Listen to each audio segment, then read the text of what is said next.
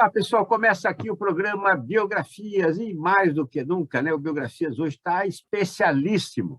Tenho uma alegria muito grande em recebê-lo e principalmente honra. Aqui um tapete vermelho para o nosso querido Roberto Luiz Troster. Ele que é um dos principais economistas do Brasil, agraciado com o Prêmio Gestão Vidigal e doutor em Economia pela USP. Atualmente, o Roberto Troster é professor titular do SEDES, Centro de Estudos de Direito Econômico e Social, e consultor de empresas, governos e instituições financeiras do Brasil e no exterior, incluindo o Banco Mundial e o Fundo Monetário Internacional, o FMI. Roberto, que alegria tê-lo aqui no programa Biografias. Olha, estamos muito curiosos para conhecer um pouquinho da tua trajetória. Tudo bem com você? Tudo bem, muito contente de estar aqui. É uma honra para mim estar sendo entrevistado por você. Você faz biografias há mais de 20 anos, então acho que é a pessoa que mais entende disso no Brasil, né? Muito obrigado pela referência, viu, Roberto? E olha, que alegria poder contar um pouquinho da sua trajetória também. Antes da gente começar com ela, né? O Brasil está dando muito trabalho para economista nesse país? Tá. O Brasil não está como poderia estar. Eu acho que estamos patinando. Perdemos a década passada, quer dizer, em renda per capita, nós caímos 7% na renda passada, e como alguns ficaram mais ricos, outros ficaram muito mais pobres. E se não mudar a política econômica, nós vamos repetir o desempenho de novo.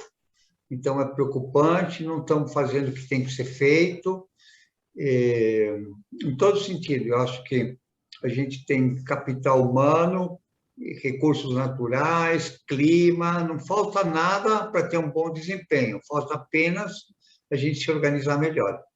Perfeito. Vamos explorar bastante o teu conhecimento, a tua referência em relação a esse momento também, como, né, com alertas importantes.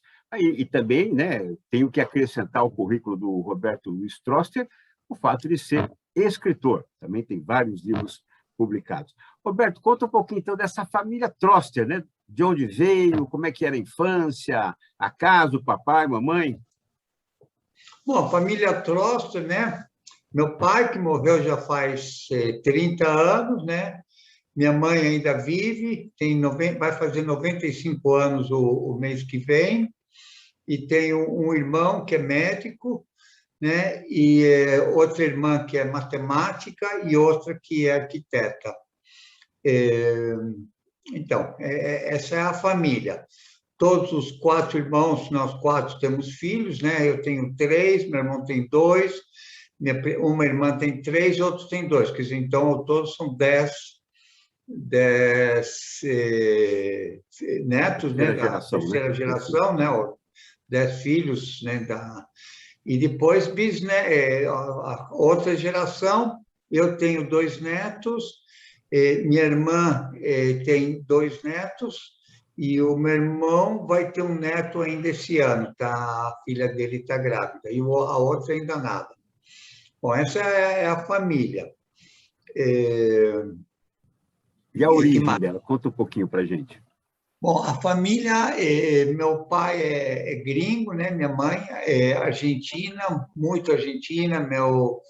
O primeiro diretor supremo da Argentina foi avô do meu bisavô.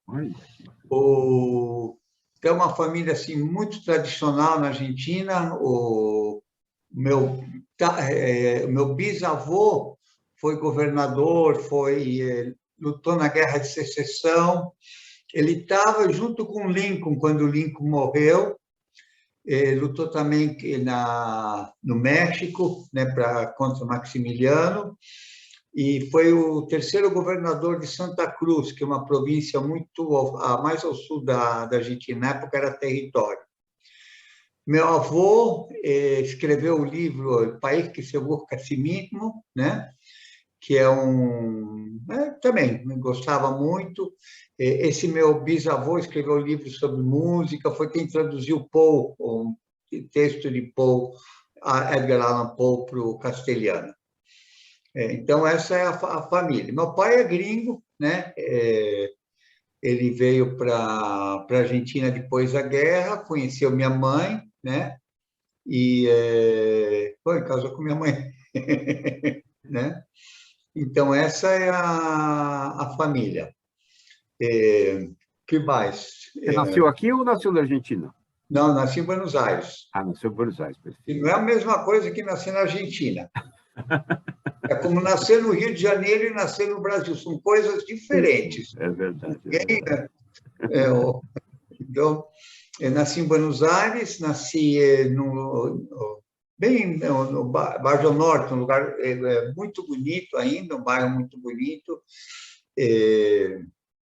Morei lá, né? E depois, assim, infância, adolescência, morei no Brasil, nos Estados Unidos e na Argentina, né? Deu tempo de escolher um time para torcer lá ou esse. Não, não, isso é Boca Juniors. Eu tenho, olha, essa caneta daqui, né, que eu uso, uma caneta inteira, era do meu padrinho. Na verdade, ele não era meu padrinho, mas era. Eu explico, porque minha tia, a irmã da minha mãe, ficou viúva e o marido dela era meu padrinho. E aí ela casou de novo com esse tio Miguel, né? E ele era Boca Juniors, só podia ser Boca Juniors sendo afilhado dele, né? Não tinha outra opção. Uma pessoa que admiro muito, né? E muito bacana. E que mais? Essa Né? vocação de escritor, você já deu uma pista, né? E essa vocação econômica veio de onde? Então, eu, para falar a verdade, eu primeiro entrei na faculdade de engenharia, né? E não me achei. Primeiro também tinha entrado numa faculdade de arquitetura, nem cursei um dia. Depois numa de engenharia, não me achei para nada. Não... E aí um dia descobri economia. Aí foi paixão, gostei, desde o primeiro dia, assim, gostei, me apaixonei, depois tive a sorte, né, que o meu filho também fez economia, também é professor de economia, então me apaixonei a segunda vez. Então, gosto muito de ser economista, de trabalhar como economista, tenho, assim, uma paixão pela profissão, às vezes estou de férias, para mim, e trabalho, mas não tenho trabalho, tenho até inveja de um amigo, que uma vez entrevistaram ele, e ele tem minha idade, perguntaram trabalho, ele colocou nenhum. Até agora eu só faço o que eu gosto, né? Então, eu gosto muito de ser economista, de fazer, né? Me realizo muito com isso, né? Perfeito. Bom, eu estou no teu time também, viu? Eu amo o que eu faço, então eu nunca estou trabalhando, sempre estou, né, conhecendo pessoas, me deliciando, aprendendo principalmente, né? Seja escrevendo, seja conversando com as pessoas. Então isso realmente é maravilhoso, Roberto, mas infelizmente eu acho que é um privilégio de 25% da população. A grande maioria, infelizmente, né, ativa, né, profissionalmente, é infeliz com aquilo que faz. Né? Isso, sem dúvida alguma, torna o trabalho, né, um fardo muito pesado de se carregar. Não poderia ser assim.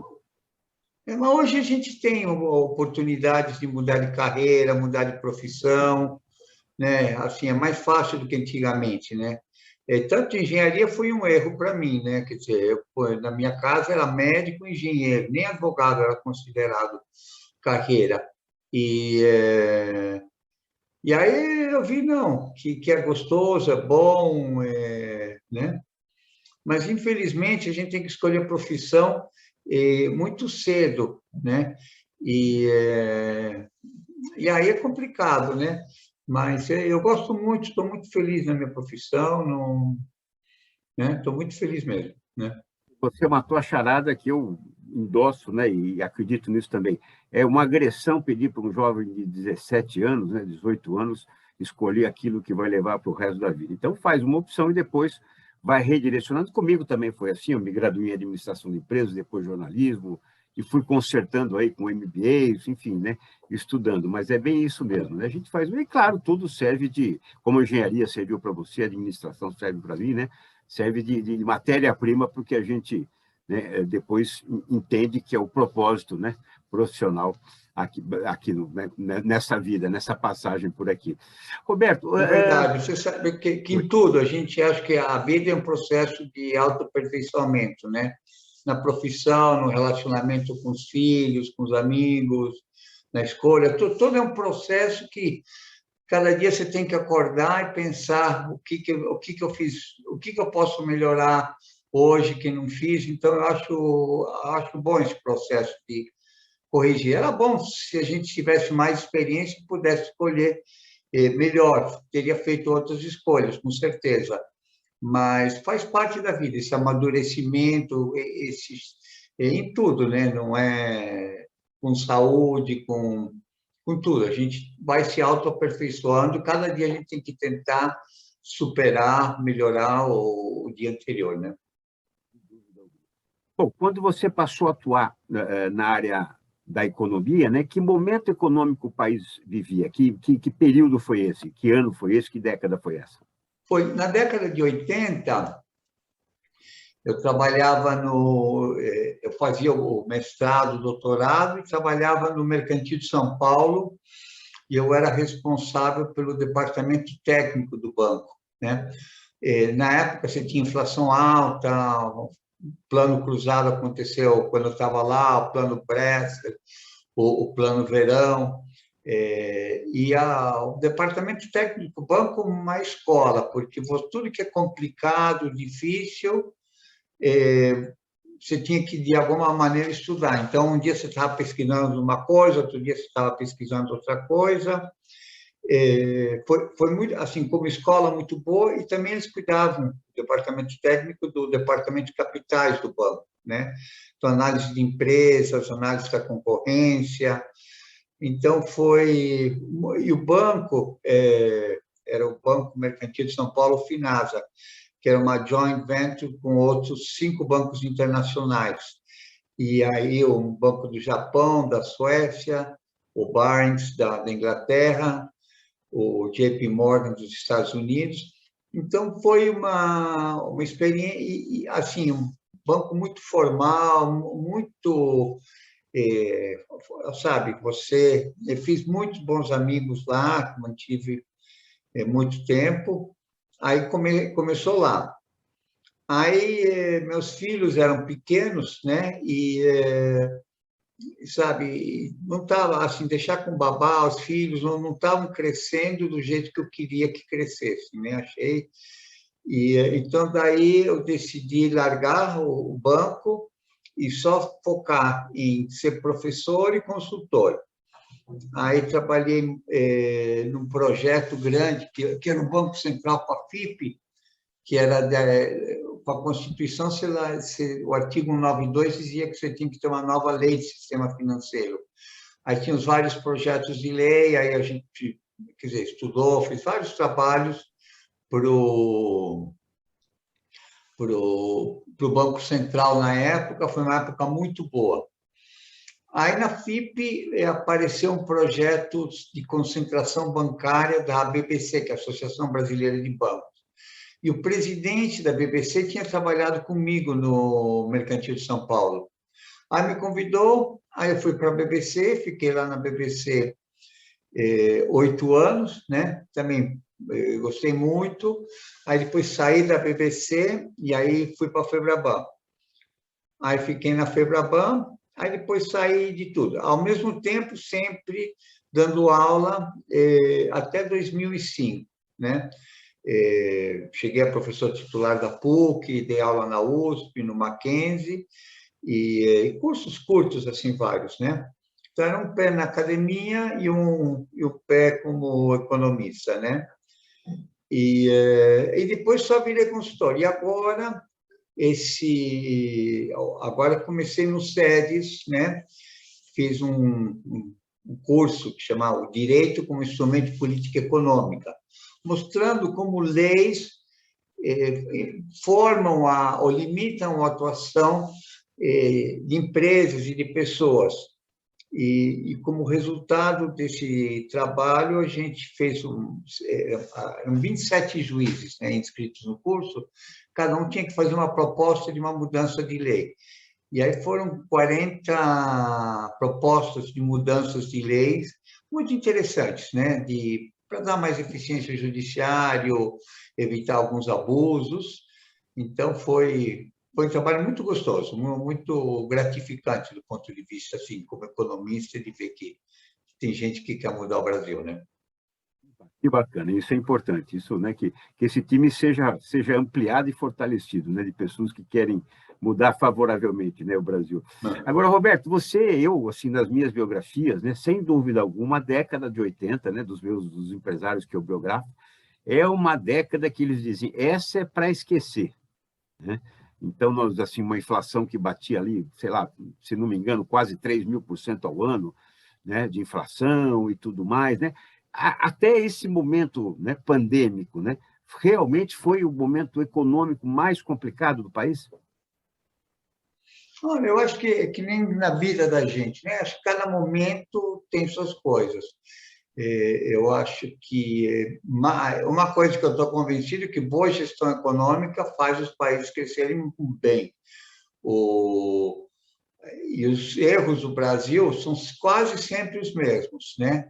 Se endivida muito, a gente fica com uma dívida muito alta, aí a dívida muito alta freia o crescimento do país.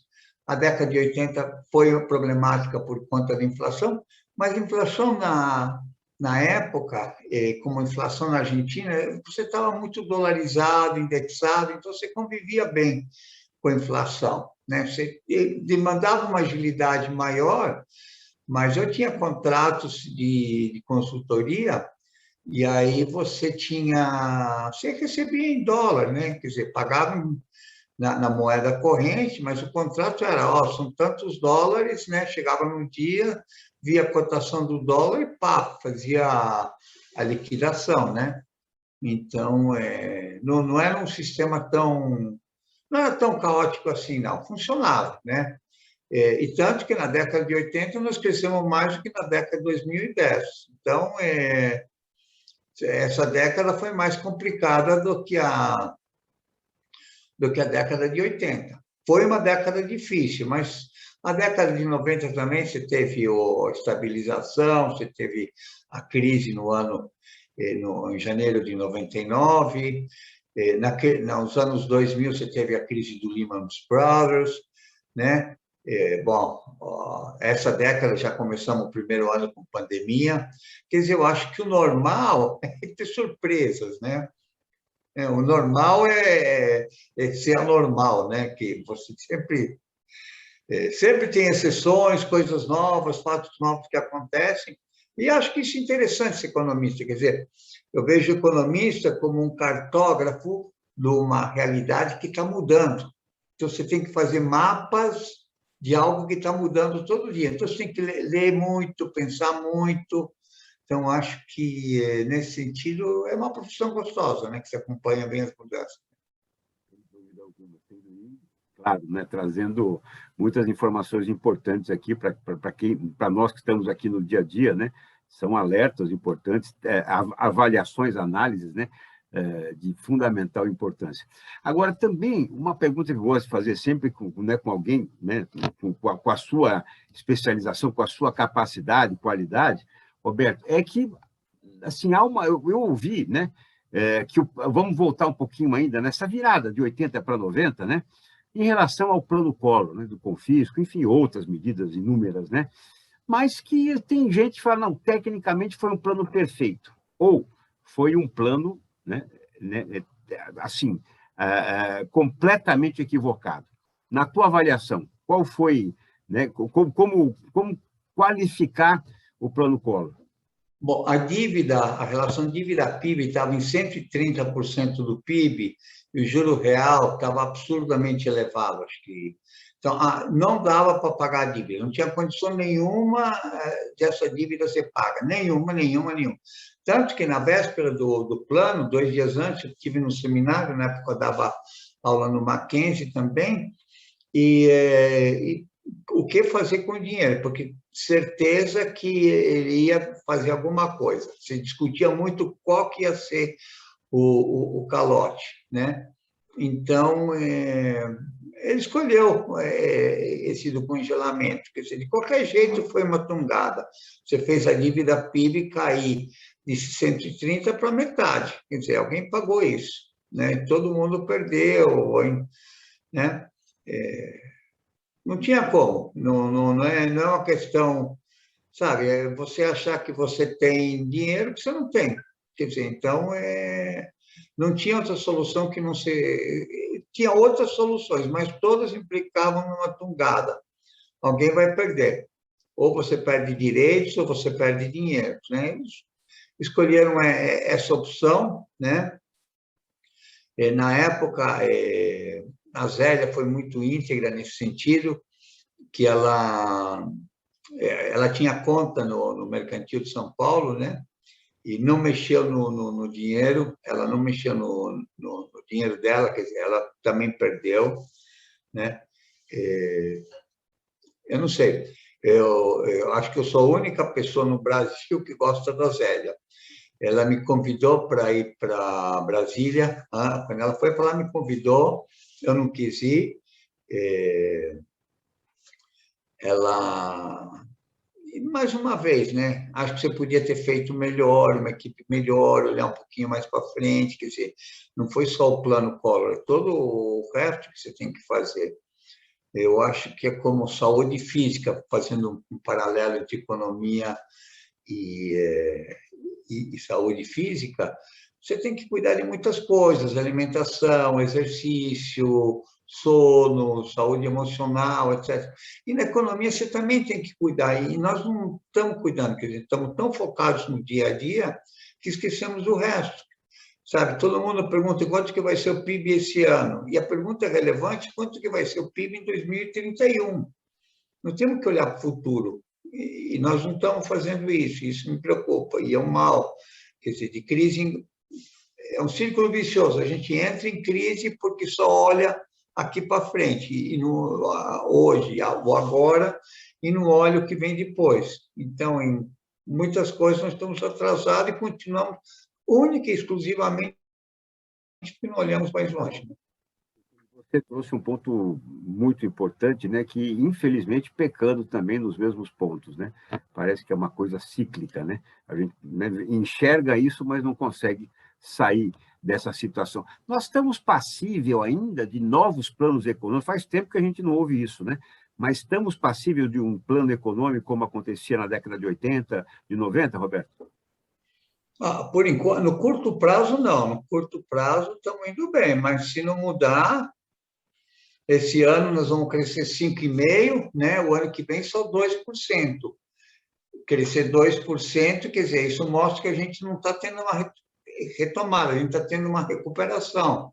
Parte desse crescimento é estatístico, né? O chamado carry-over, como você faz a média com a média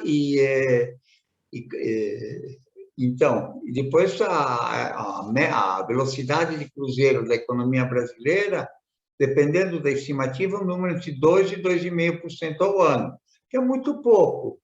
E se vier qualquer choque energético, de clima, de preço de commodities, de juros, nós vamos ter problemas, e vamos ter muitos problemas. Então, e não estamos olhando para isso, né? Confesso para você que, como um leigo da economia, assim, né, não sou um especialista como você, mas para mim é uma surpresa falar em 5,5%, né, vindo de uma década como a de 2010, né, tão, tão difícil, né, tão complicada, com as empresas pouco renovando seus polos industriais, e na sequência já uma pandemia. Então, para mim é uma surpresa ouvir um número desse, né, olhando para o nosso recente passado. É triste, é triste. Nós temos tudo e não estamos sabendo fazer, né? Futuro jogar dilapidado, dói muito. Eu tenho um economista que eu admiro muito, que eu gosto muito, o Marcel Solimeu. Uma vez encontrei ele no centro, eu trabalhava no centro na época, encontrei ele estava lá triste, falando, olha, hoje eu estou me sentindo assim, né? O país tem muito potencial e não está aproveitando, né? Estamos nos afogando. Precisa arrecadar mais e agora faz desconto de imposto de renda, né?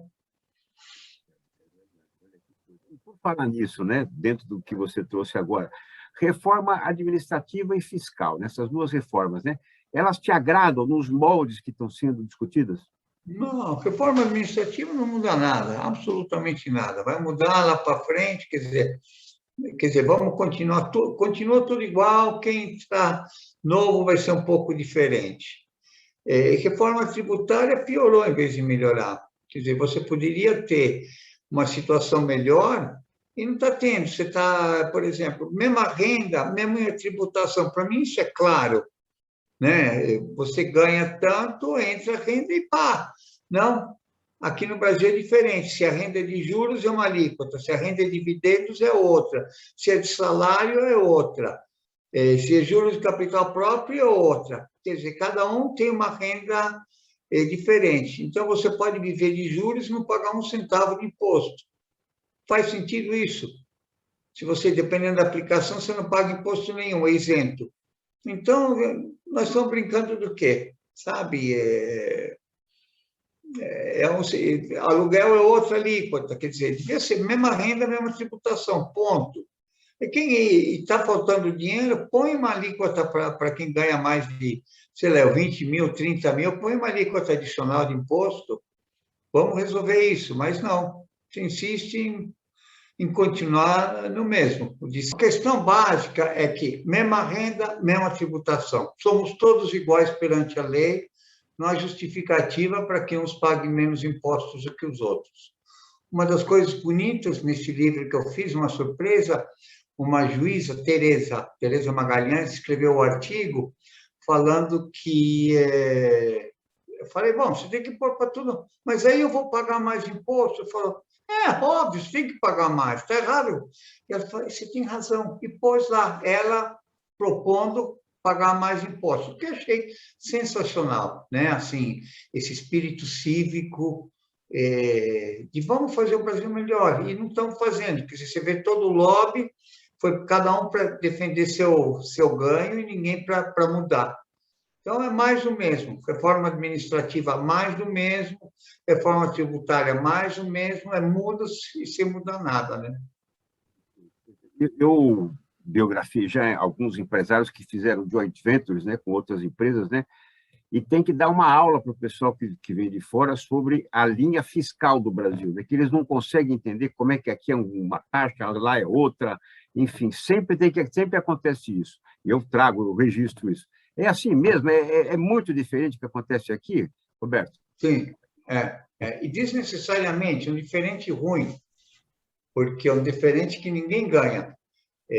Imagina que estamos numa sala, num restaurante, e um cara começa a falar mais forte.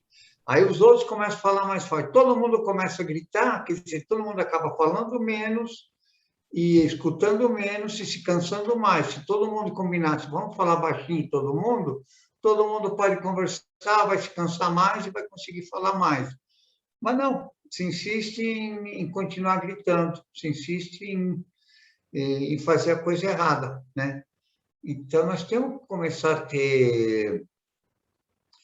a mudar, né? Não dá para continuar muito tempo mais assim, né? O brasileiro ele está aprendendo a lidar melhor, né, com um produto, um negócio chamado moeda. Ele está aprendendo, ou o dinheiro. Olha, é que a moeda no Brasil não é simples. Você tem várias moedas no Brasil, é o real. Mas se você toma dinheiro emprestado, por exemplo, é o CDI. Ou você faz aplicação, você tem algum índice diferente. Se você pega um crédito, então você funciona com real, mas funciona com CDI também. Segundo, você paga muitos juros. Quer dizer, em números redondos, você paga cerca de 14% do PIB, né, de juros por crédito, juros para rolar dívida pública, quer dizer, quem paga tudo isso somos todos nós. Então, aí é difícil, né? É difícil porque tem pouco dinheiro. Você tem, somando os desocupados estatísticas mais os desalentados, você tem 20 milhões de pessoas que não têm emprego. Então, não adianta saber mexer com dinheiro. Você não tem. É como saber mexer com algo que não existe para muitas pessoas, né? E aí você cai em armadilhas de dívida, esse tipo de coisa. Então, o brasileiro O problema é dos dois lados, né? Por um lado é que não tem, por outro lado tem um pouquinho de não entender bem a dinâmica do que é, então isso também atrapalha um pouco, né? Nessa linha também estão criptomoedas, moedas digitais ainda, é algo muito distante da base da pirâmide brasileira? Então, moedas, você tem várias formas de moeda, né? Quer dizer, você tem o real, todo mundo sabe o que é o real, você pode ter real em papel, em conta em banco, etc. Moeda digital tem duas coisas, né? Uma é que o Banco Central quer fazer agora, está chamando de moeda digital, mas na realidade é como se fosse uma conta corrente que cada cidadão tem no Banco Central. Então, você tem conta num banco. Se eu tenho conta nesse mesmo banco, uma transferência é automática do teu banco, da tua conta para mim. O banco faz isso instantaneamente. Se você tem conta num banco e eu em outro, e vamos fazer uma transferência, você faz através de uma câmara de compensação, que funciona bem aqui no Brasil. Você manda uma TED, em questão de segundos, atravessa o Brasil. E agora está sugerindo, chamando de moeda digital, essa conta corrente no Banco Central do Brasil, que é uma perda de privacidade, uma perda de...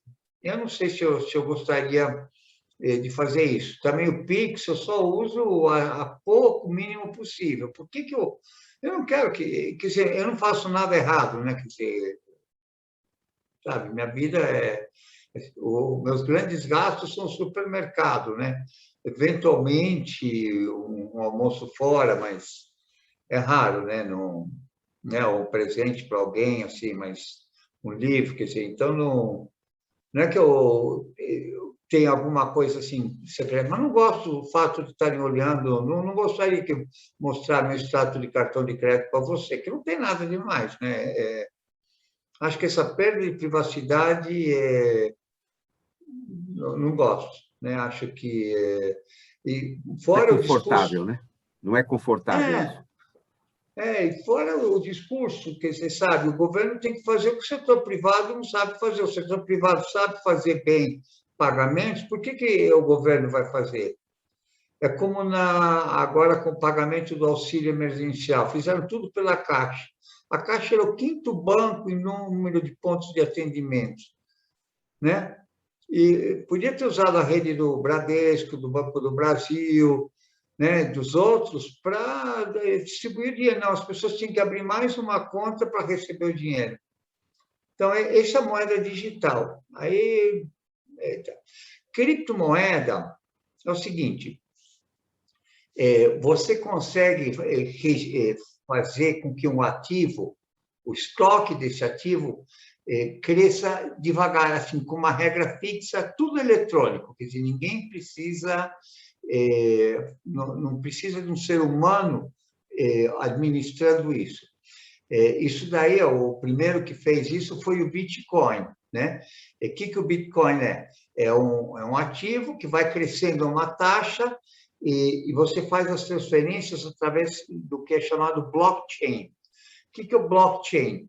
É como se fosse um livro de contabilidade em que você vai registrando. Então, você me paga, você registra no livro e todo mundo sabe que eu recebi um pagamento. Tem uma maneira de verificar, para ninguém usar a mesma moeda duas vezes, esse tipo de coisa, você tem como conferir.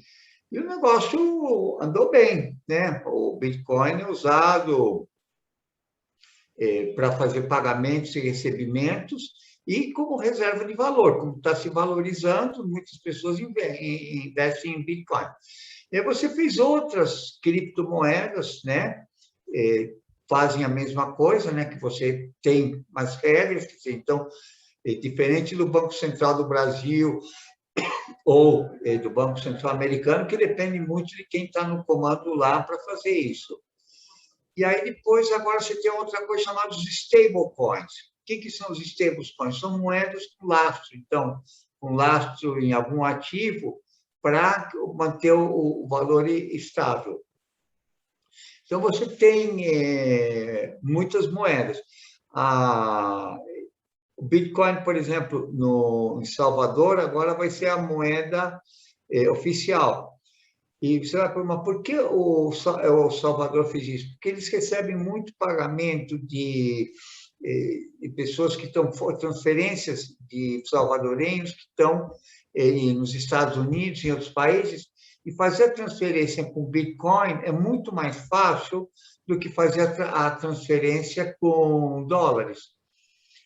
Você hoje, se você quiser passar, fazer uma transferência para alguém na Europa, você tem que ir no banco, tem um contrato, ou receber, tem que fazer um contrato de câmbio, cadastro. Agora, para valores baixos, é eletrônico. Mas é complicado. Bitcoin, não, você vai na corretora, compra o Bitcoin, transfere, em poucos minutos está do outro lado do mundo e a pessoa troca pela moeda lá e ponto. Então, você está ocupando um espaço importante, né? Então, Aí você tem o euro também, que é um instrumento muito bom, né? Que é uma moeda de vários países abrindo mão da sua soberania, entre aspas, soberania, para ter uma moeda mais estável, mais sólida. Então, é uma coisa interessante, né? Moeda é algo que... Né? A palavra moeda tem mais de 100 sinônimos, sabia, né? Olha, mais de 100 sinônimos, incrível. Puxa, confesso para você que não sabia, não. E o que nós estamos acompanhando também é uma transformação, ou talvez uma revolução do mercado financeiro em relação, né, ao sistema bancário, né? Bancos de varejo, bancos digitais, fintechs. E isso está... Como é que o mercado está reagindo a isso, Roberto? Bom, primeiro, você sempre tem esse tipo de inovação, né? Desde o banco 24 horas, né? É um exemplo, né? Que todos os bancos, você vai tirar dinheiro de vários bancos num caixa eletrônico, quer dizer, uma operação conjunta de bancos. As fintechs estão pegando alguns nichos, mas são muito pequenas. E segundo, quer dizer, está todo mundo olhando para isso, questões importantes na intermediação não são olhadas. Então, primeiro, transparência. Você tem um sistema muito complexo. Taxa mês, taxa ano, ano 252, ano 360. É complicado. Aí você não tem quem que afere o risco direito. Quer dizer, então, não é questão de pôr mais concorrência, a questão é vamos simplificar, né? Segundo, o Brasil é o único país que tributa o crédito. Então, de cada R$1 que você paga de juros, mais a metade vai para o governo. Tributa IOF, PIS, COFINS, Contribuição Social sobre o Lucro. São 5 impostos sobre 4 bases diferentes que se tem. Então, isso tem que ser consertado, sabe? Então, ficamos arrumando o que não é importante e não arrumamos o que tem que ser arrumado, né? Nessa operação, os bancos levam a fama, com certeza, né? De uma alta tributação, de uma alta taxação, né? Sem dúvida alguma.